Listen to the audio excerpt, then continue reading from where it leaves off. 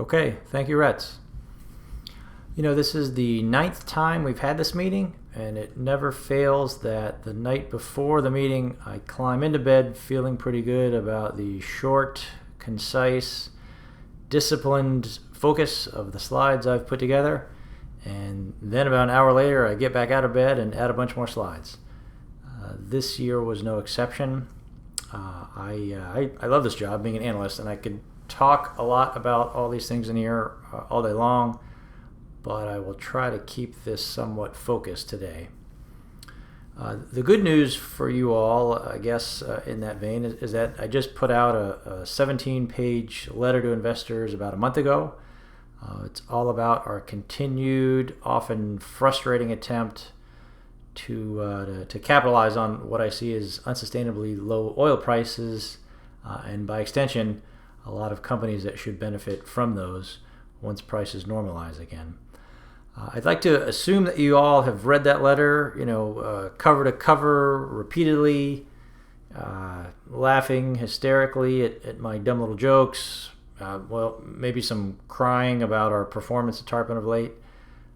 But the short version of that letter is that OPEC, and really Saudi in particular, is committed to increasing oil prices. We are seeing very healthy global demand for oil, and that growth in U.S. oil production is slowing down, which is, and that's the number 3 there, that's particularly noteworthy because the only material growth in supply in the oil market the last 3 years has been U.S. oil, shale specifically. So, the rest of the world will feel it in terms of higher oil prices if the brakes on U.S. oil get tapped. Another resource that we rolled out last fall is our investor-only message boards. These are private boards, so just for IIM investors. And the fact that I recently had my 1,000th post on those boards probably tells you everything you need to know about the oil market the last 7 months. I'm still dialing in on the right content for the boards. It's been a lot of reports and newsy type of stuff on there so far, and ideally I'd like to get to more of my own company analysis and drill down a lot more. Still have to work on some processes to really make that easier and not redundant in some things I'm doing, but all that aside, I do think the boards can be a pretty good way to see what I'm thinking about things in Tarpon, recent headlines, and kind of how both of those might differ from what you're reading in some of the more mainstream financial headlines, if you will. So that was my plug for the boards. I'm also going to assume at this point that you're all familiar with the reasons behind that brutal sell-off in the oil market back in Q4 of last year. A list of those things looks like this, frankly, and which, among other things, it pushed that period of really max sort of sustainable liftoff for us in Tarpon back by probably about 8 to 9 months.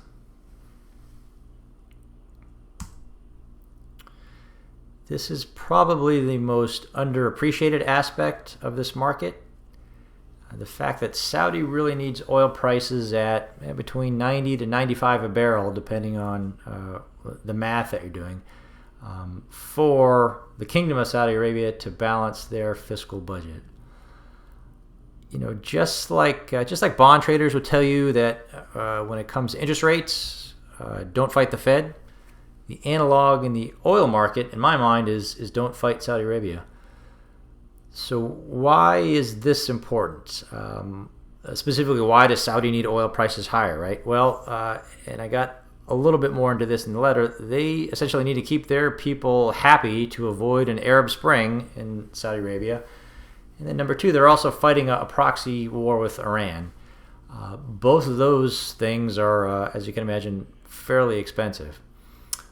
Here's a quick chart showing you 2 things. The first is that Saudi is serious about reducing production, specifically, to get oil prices higher. You can see the drop off there, November of 18-ish. The second is a bit more subtle, but it's also important, and that relates to the spare capacity in the system, spare capacity in the global oil market, I should say. The oil market has for a long time assumed that if it needed to, in the event of war or otherwise massive problems on the supply side, the market has assumed that Saudi could ramp its production up to that top arrow there, or about 12 million barrels of oil per day. However, we've only ever really seen the max production up to that bottom arrow, around 10.7 million barrels of oil per day. That little gap there with the dotted gray line, while it appears that production did in fact increase higher than the 10.7 I just mentioned, that oil actually came out of storage, so it doesn't necessarily count in terms of the point I'm trying to drive home here.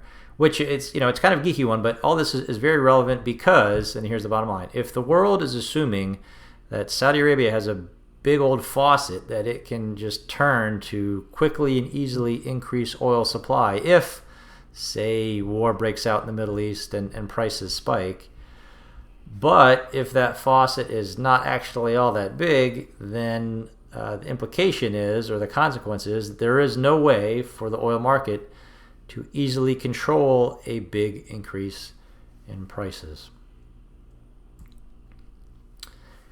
This is an update to a slide I've used in the past. The easiest way to highlight how much speculative money is sloshing around the oil market is by pointing out that the quote-unquote the paper market, as opposed to the physical market, which actually deals in hard barrels of oil, that paper market is about 30 times as big as the physical market. Technically, I guess it was 29 times as big, or has been so far in 2019 to date. So another way to summarize the importance of this slide is that in the short term, there's a whole lot of twitchy buying and selling going on. A lot of it's not even from humans, but things like fundamentals and valuations, which matter a lot to me and by default to us, they might not matter at all in the short term when the market is being so influenced by such speculative paper forces. I didn't specifically discuss geopolitical risks in that last letter, but those are notable here because they have increased significantly over the last month or so. Specifically, there were 4 tanker bombings plus a drone strike inside Saudi, all of which have been or are in the process apparently of being linked to Iran.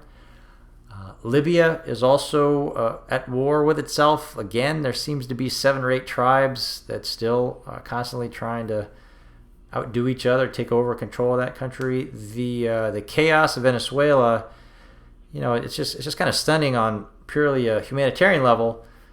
One of the consequences of that also, though, is that, and I think I mentioned this before, we can really see the oil producing and exporting capabilities of that country basically melting in real time right before our eyes. That chart at the left is, that's to scale. That is what it looks like, unfortunately, in Venezuela.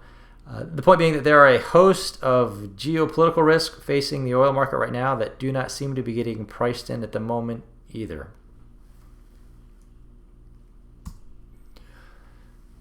So the short version of this thesis is essentially here. The world needs 100 million barrels of oil every day just to function, just for this whole thing to work. That amount, that 100 million barrels a day, is soon not going to be enough, however, because while demand for that oil is relentlessly grinding higher year over year, month over month, there are cracks showing up on the supply side and then some. So in my mind, in that chain of companies that can, get oil out of the ground, move it, process it, transport it, the most efficient ones and the best managed ones offer really high and attractive returns to owners of their equity, owners of those stocks. So while I feel like I probably throw a lot of jargon at you all, on the boards, in my letters, on the phone, via email. This is really what it all comes down to in a nutshell. So the oil market continues to tighten. Fundamentals continue to slowly improve when it comes to increasing prices. And yet, the most recent headwind in the short term for us has been concerns about U.S.-China trade war. Those concerns have been dominant over the entire market as a whole. Here is a chart really showing the very strong correlation between the performance of the S&P 500 over the last 7 months and WTI prices as well. That correlation coefficient of 0.95 is just about as close to 1 as you might want it to be to say something is perfect. The point being that even a tight oil market, even one where the fundamentals are improving like they have been, it's still no match for this risk-off trade that seems to be coming back into vogue again lately due to that ratcheting up of U.S.-China trade tensions, and that really crushes risk assets, oil included, across the board. One of the other short-term headwinds for oil the last few weeks has been somewhat of a wonky issue that has essentially resulted in oil inventories in the U.S. Temporarily increasing again. It's been a little bit unexpected because seasonally speaking, meaning this time of year every year in the past, we've started to see those inventories drain. This year, though, has been a little bit different, and the reasons why really relate to refiners and unplanned outages at those refiners and something called IMO 2020, which I'll talk more about in a second. From the fundamental perspective, though, here's really the only slide that matters. So the oil market is a giant tanker ship, right? It's just very slow to turn. It started to turn last summer. It got delayed by those waivers to Iranian sanctions. Then OPEC cut again, and the turn is now accelerating. Although, as per the last few slides, it's also getting temporarily obscured by a couple of short-term issues. Bigger picture, though, oil inventories will continue to fall. That tanker is in motion, that turn's accelerating. So even if, the point of this slide is, even if demand for oil does get dinged by trade wars or trade war rhetoric even, and or any kind of global economic slowdown, those draws in oil inventories around the world, they're still coming. At this point, that momentum is very much in motion. If nothing else, as this year progresses, then the sort of smaller actual physical side of this market will re-exert control over the paper side. And at that point, prices should go significantly higher. So a couple of different bar charts there. I think I've tried to explain this take on the boards before, but in a nutshell, that tanker is turning, momentum is there, and it's definitely heading in a bullish direction in spite of a lot of the noise and uncertainty the last few weeks or so. So the silver lining, in spite of the headlines of late, I still feel like this is a very good time to be buying oil stocks and or upgrading the ones we already own. I feel like this latest dip will be temporary, which I feel like I say that a lot these past few years, but I also believe it to be true. A couple of stats in there for you. Most notably that we should see, I think that was a Scotiabank estimate, should see about 5 million barrels of oil per day of global refining come back online by August. I've seen that corroborated, that 5 million number corroborated, maybe slightly lower a couple of the places. But the point is, as we'll talk more about in a second when it comes to IMO 2020, this has been a uniquely notable year that refiners have not processed as much to date at this point for what turned out to be fairly rational, valid reasons. My own expectations I expect to see oil back over 60. I'm talking WTI now in the not too distant future, and still believe it's going to be significantly higher by year end. So this most recent pullback is distinctly different from Q4 of 2018. The shorter version is that now we're seeing some truly short-term, somewhat superficial headwinds. Things are just being obscured, which was decidedly different than last November, when all of a sudden we had another little mini glut on the market due to those Iranian sanctions waivers. A couple of things I listed there for $60 to happen. You can read them just as well as I can. The short version is I see all those things happening, see all those occurring right now, plus IMO 2020, which is also being obscured and kind of lost in the noise of daily trading, if you will. Okay, so the matrix. This is the sort of geeky way to answer the question, what the hell are we going through all this angst and volatility for, really? Why would we do this? Let me step back a little bit. So about, 80-90% of my own effort that goes into this annual meeting slide deck is really in this somewhat simple looking slide. There's a lot going on behind the scenes here in terms of linking certain cells to other cells and making this all work in a simplified format. But this is sort of a big picture overview of what I believe are still highly favorable, quote-unquote, asymmetric expected returns. And by asymmetric, I mean when you look in the upper left corner, those are some possible scenarios. If oil prices stay low and the market still believes our companies are not worthy of much of a valuation at all.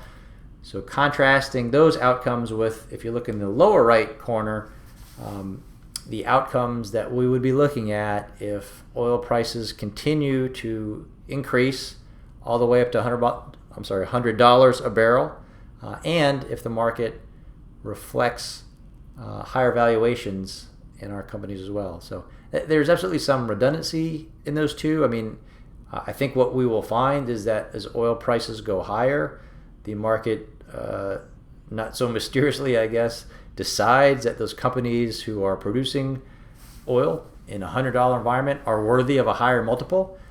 So they're not necessarily completely independent variables, but I do think it's a pretty good, although very simplistic way to just get a sense for, orders of magnitude. What sort of returns are we possibly looking at here, and why would we do this? So the numbers in here are sort of a kind of a theoretical distribution of our potential returns in Tarpon. These numbers have changed a bit from the last version of this matrix. I think the last version I published was almost 2 years ago. Those changes are a function of a couple things. One of which is that EV to EBITDA, those valuations on the left-hand side there, those are less relevant when it comes to the valuations of some of our holdings now than back then. Back then, we owned predominantly all E&Ps, all exploration and production companies. We don't now. We've got some other kinds of companies in the mix. Another reason some of those things have changed is, frankly, look, this volatility has taken its toll not only on us as investors, but on the companies themselves and throughout the sector, really. And several of our smaller companies from a year or two ago that had higher potential upside just became too risky to hang on to. So in spite of all this angst and volatility out there, this sort of thing it's really the heart of why I'm still unapologetically bullish about energy companies here. And if the question is, all right, well, how are we going to make up for such lousy performance of late? Then this is the analytical way to answer that question, right? The answer being that, we wait. Either we wait for sentiment to increase and see the market value of our companies higher, and or we wait for oil prices to increase, or some combination thereof. One of the least reported aspects of this whole downturn to me of late is just the number of energy stocks that are trading cheaper today than back when oil hit $26 a barrel in February of 2016. just when you didn't think it was possible, everybody hates this sector even more. That means valuations have, in many cases, just become sort of criminally crazy or insane. And you can insert your own Warren Buffett quote here about greed and fear, but one of the consequences of that is that energy companies are finally being forced by their investors to make those valuation gaps as obvious as possible to the rest of the market, whether that means starting to emphasize or at least have a viable pathway to becoming free cash flow positive in the not too distant future, seeing more releases and announcements about stock buybacks, more about debt paydowns, dividends in a few cases among E&Ps, which is independent E&Ps, I should say, which is rare. So it is a ship that takes a while to turn, but it is turning, and as a result, our returns, I feel like, are still highly asymmetric. We have way more upside than down here, even if it just feels like the opposite on most days of late. Here is another way to sort of underscore the same thing. This is a back test of sorts, and to be clear, it's been intentionally cherry picked, and I'll explain that in a second. The short version is if you take Tarpon as it is today, the same stocks and the same weightings, and if the question is, all right, well, what would its performance have been during the last 3-year bull market we had in oil? Well, here's the answer. There you go. This is a back test I did from, and you can see the dates in the upper left side there, June 2005 to June 2008. This was really the last true bull market we had for oil prices. And if we'd owned Tarpon then, very theoretically, those returns you can see in the total return box there in purple. The green line, that chart being what Tarpon would have done back then. One row down is the Russell 2000, and then below that is the SPY, the S&P 500. To be clear, there are as many issues and caveats with back testing, let alone sort of doing a cherry-picked back test like I did here just to see what would happen in the next bull market. There's sort of as many issues with back testing here as there are with relying too heavily on certain valuation measures like EV to EBITDA as per that last slide. Really should asterisk the heck out of both this slide and last.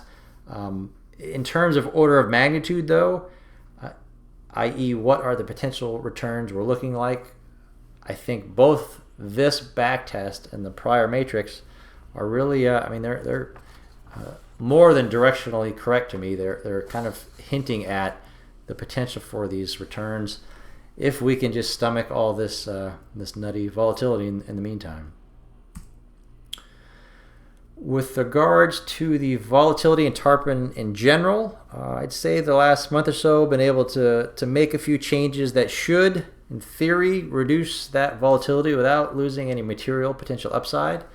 That's also, frankly, been a silver lining in this latest dip in the oil market.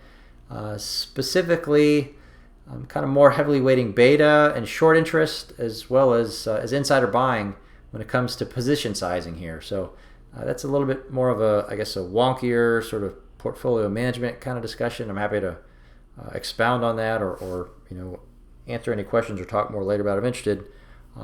But the problem in my mind has really been that not one of not tracking the data close enough, not trying to figure out what the big hints are in the data as much as it is the things that we can't control or don't know, and then trying to be a little bit more disciplined and or open to the idea of really needing to handicap those unknown unknowns more effectively than the past few years. So right now I've got 18 companies in there in Tarpon. That's higher than it's been in the past. There's a chance we might add one more or swap one out. One of those companies in there, I will confess, is a little bit more of a short-term trade, but stay tuned. The point is, there are some a couple of new analytical tweaks I've made that I believe should speak to everyone's concerns about how volatile things have been, yet without having to dampen our expected returns down the road too. So I do feel pretty good about how we're dialed in right now for the foreseeable future. And again, more questions about this. The little snapshot on the right is, that's literally from the spreadsheet I use when it comes to position weight things, and I'm kind of trying to underscore a couple of new factors that are part of my thought process. So the list of things that I think are going to make it pretty clear to the market in the second half of 2019 just how undervalued energy stocks are at the moment are these. Number one, sentiment. Those draws are coming. They have, again, been a little bit delayed due to a couple of odd occurrences, but those will be a good underpinning and hopefully really start to shift sentiment around if those draws are as big and as severe in a good way as they appear to be lining up to be at the moment. IMO 2020, I'll talk more about that in a second. Hold that thought for, I think it's one more slide. That is a potential catalyst that, even though it doesn't start till January 1st, which is at this point, 6 months away, the fact that everybody in the oil market seems to only focus on the next 30 seconds, it is oddly being overlooked, I think, in some pretty material, meaningful ways. And then number three, you're starting to see legitimate capital discipline show up finally in just about all of the shale producers, not just the more mature ones. I'm talking the independent E&Ps. They are absolutely getting the message about investors wanting to see more cash flows, if it's possible, buybacks, dividend payouts, debt paydowns, and in general, starting to really compete for investment by more generalist investors and a little bit less of the wonky jargon, and just seeing these shale companies begin to transform themselves in a way that means both production growth in the U.S. is going to slow down, and at the same time highlighting how undervalued these companies are, even compared to, fill in the blank. Free cash flow yields are extremely attractive in the energy sector right now. And if you could, for instance, get a 25% free cash flow yield by owning an E&P in the oil patch versus a 5% free cash flow yield by owning some consumer discretionary stock, then at some point that's going to attract the interest of a lot of people. And I would have thought we would have been there by now. We haven't been due to a lot of the volatility, but I do think it is inevitable. So those are the three catalysts that I think are really going to play in our favor as the second half of 2019 rolls on here. Okay, IMO 2020. Short version, the International Maritime Organization is rolling out basically a rule to reduce the air pollution that's caused by ships. It specifically deals with the amount of sulfur that is included in shipping fuel. It again goes into effect on January 1st of 2020, which is not too far around the corner at all here. And it effectively removes, depending on whose estimates you're looking at, between 500,000 barrels of oil per day to 1.5 million barrels of oil per day of heavy oil supply specifically. So both the number, let's split the difference, let's call it 1 million barrels of oil a day that's suddenly off the market. That in and of itself is notable. The fact that it's also heavy oil specifically also has some real ramifications when it comes to grades of crude that are out there. It is the short version is it's another potentially significant catalyst that, for a lot of these noisy reasons, seems to be getting overlooked for the short term, but is really another reminder that all of this could, and I expect will, change fairly dramatically soon, and then we'll have a sort of a long, positive, bullish runway, a tailwind for us, if you will, in the not too distant future. And again, it starts January 1st. I'm sure that feels like an eternity if you're a trader and just worried about the next 30 seconds, but either way, it is very much a disruptive force coming down the pike before too long. So all of that is really a long-winded way to say I'm staying very bullish here on our companies. In spite of the volatility, in spite of the heartache and angst, there is a multi-year upcycle in oil ahead of us, where oil prices go higher sustainably, and the stocks will reconnect with those prices. I've got a couple more slides sort of in an appendix when it comes to that phrase, the stocks will reconnect. I don't even think I actually got into in the actual annual meeting, but I'll kind of cruise through those at the end of this too. U.S. shale does not at all look like it's going to meet the world's incremental demand at oil prices below $70 a barrel. And when you consider that Saudi wants it closer to 90, then I think that's still a very significant and overlooked factor here. I would, and I just threw that last bullet in here because somebody asked, I would estimate there's probably a 30% risk of a super spike in the second half of 2019. Oil hits $120 a barrel. That depends on a number of variables. That is absolutely not a prediction. I'm just trying to objectively assess what that might look like and what the odds are today. But they're certainly non-zero.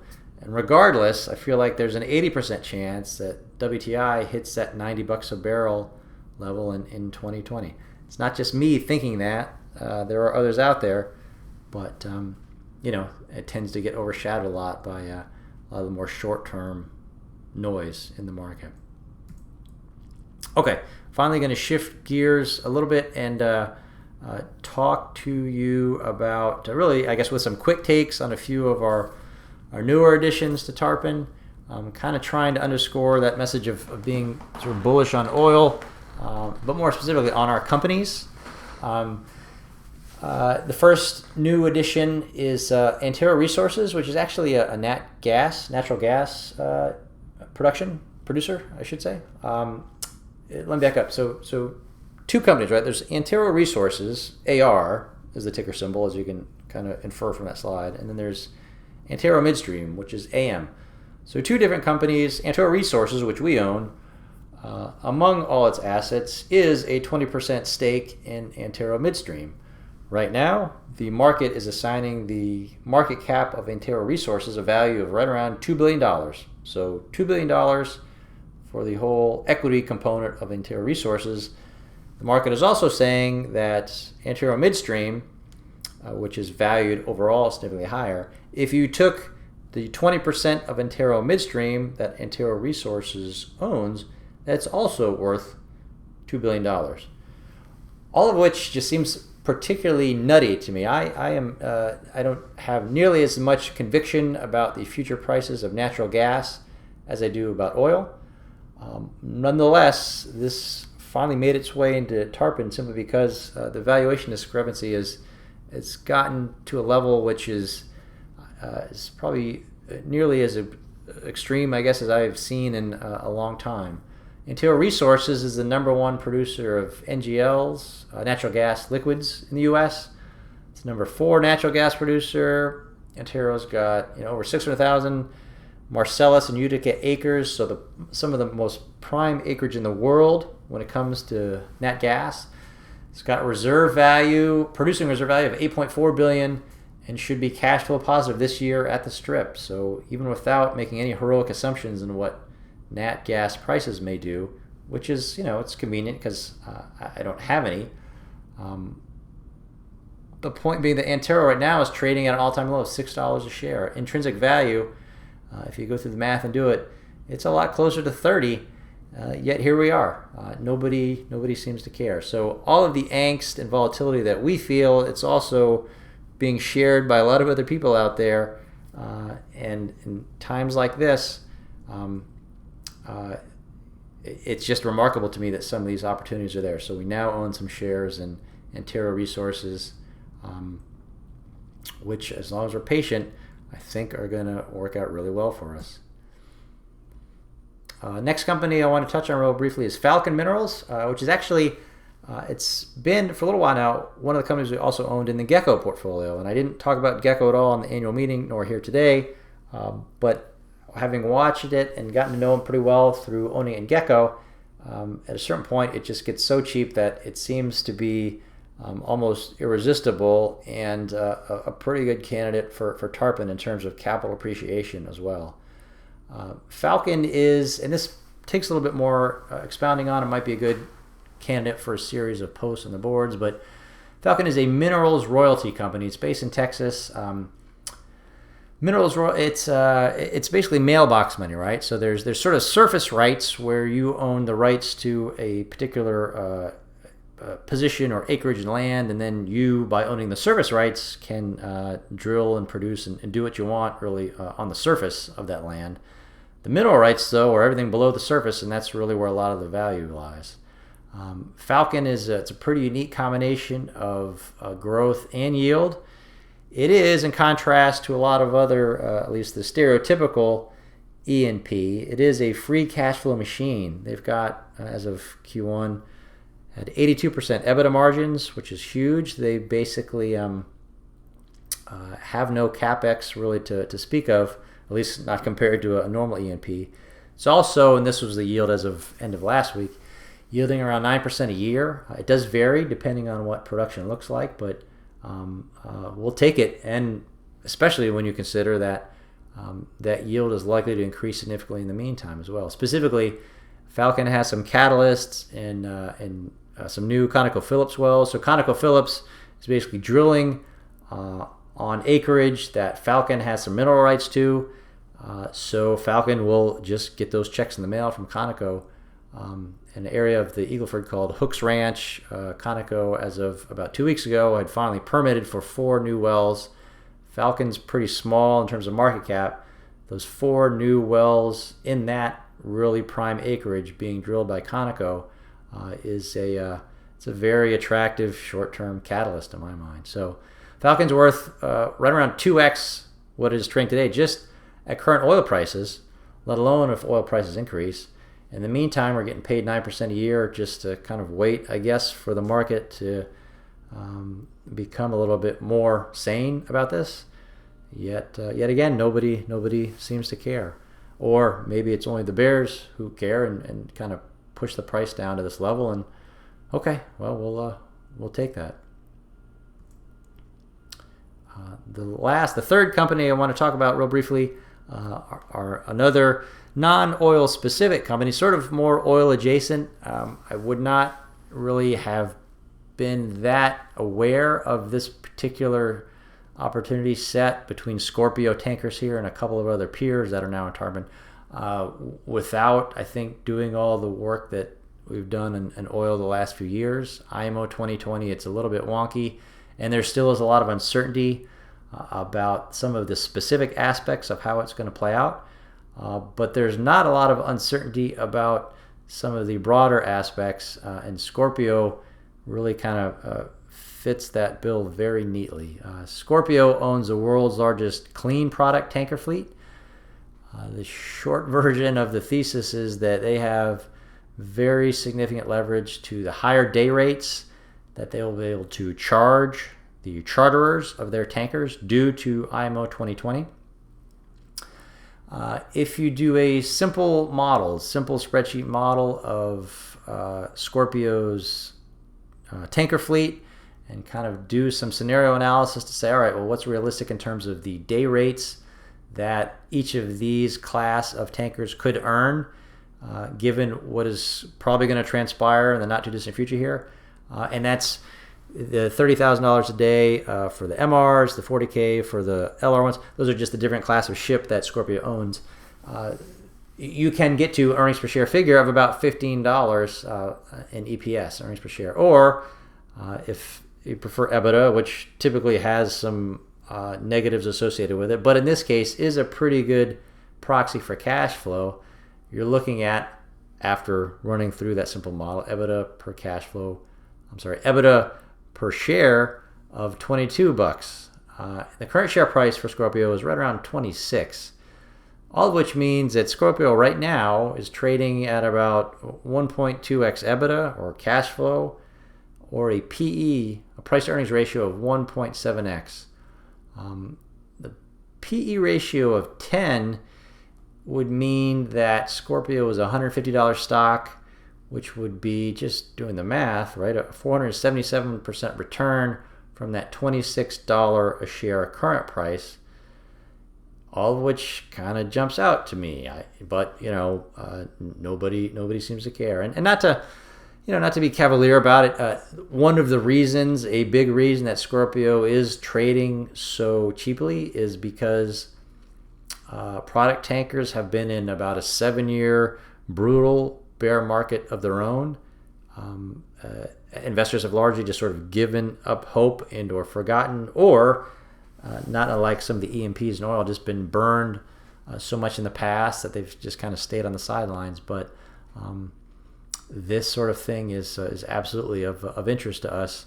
And again, it's not oil price dependent specifically. It's sort of more oil adjacent. But I don't know that I particularly care, or that you would either. I think those returns are much more geared towards day rates than oil. That could be a good thing, especially if you're tired of a lot of volatility. And while predicting day rates is not necessarily any easier than predicting oil prices, there are significantly less variables when it comes to trying to predict day rates. So again, orders of magnitude here, we can do pretty well as 2019 goes on in Scorpio specifically. I guess I'll pause there. So that was really the heart of the presentation we did at the annual meeting. At this point, we just took some Q&A, had 5 or 6 good questions. Let me keep going though. I want to show you some of the appendix slides, I should say, that I didn't actually get to the annual meeting, but I guess they also relate to questions that some of you watching this now might have. And I'll just kind of cruise through this. These are the bulk of these I basically swiped from a Raymond James presentation a while back. So I think they're absolutely very, very relevant. The next few actually relate to that one point I made about how our stocks should reconnect to oil prices. This slide right here shows how much energy stocks underperformed the performance of oil in 2018. As I'll show you in a second, this also holds true starting in about halfway through 2017. But it's not just us in Tarpon who are getting frustrated by this. Energy is a huge market. There are a lot of investors, as you can imagine, and they're all sort of asking the same question that many of you are, which is, all right, well, why, if oil prices are going up, aren't our stocks? And my point to you is, well, that is sort of a short-term, sort of system-wide issue that has been going on. And you can just kind of tell, left-hand side, there's what 2018 did for Brent and WTI specifically. And then those bar charts heading south on the right-hand side are the different sort of subsectors of energy, from refiners.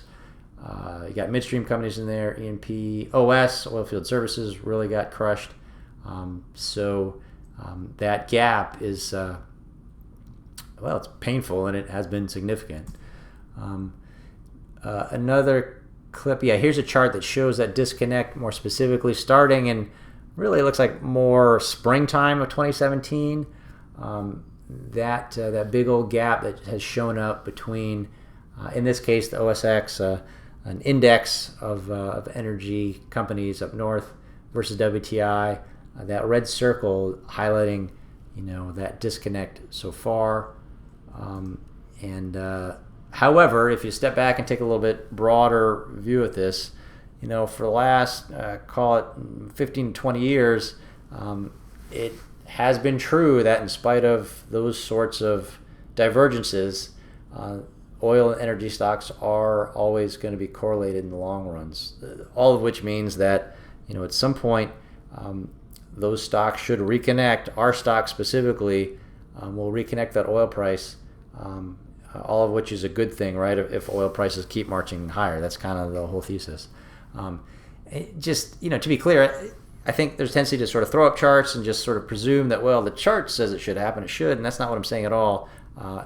at the end of the day, those stocks should reconnect because higher oil prices mean more money flowing through the P&Ls of these companies. It is going to take a little bit of time. If nothing else, once oil prices stabilize at a high level, there's simply no guarantees that the stocks are going to rebound in lockstep that same day. But as these companies report, for instance, their quarterly earnings, that gap should really start to close more and more, just because they are literally making more money from those higher oil prices. So I'm not trying to pound the drum in any sort of really technical analysis here. Is just say this kind of underscores the reality of what those profits should do, and in the end, that correlation always does show up. This was the final slide. Didn't get any questions on it, but I thought I might, so I had this in there in the slide deck just to maybe be of help. If the concern is with regards to this U.S.-China trade war impacting global oil demand, then a viable question is, all right, well how much would it impact demand? I had a couple of charts on the message boards at various times kind of underscoring the same point, which is that global GDP doesn't drive oil demand like it used to in the past.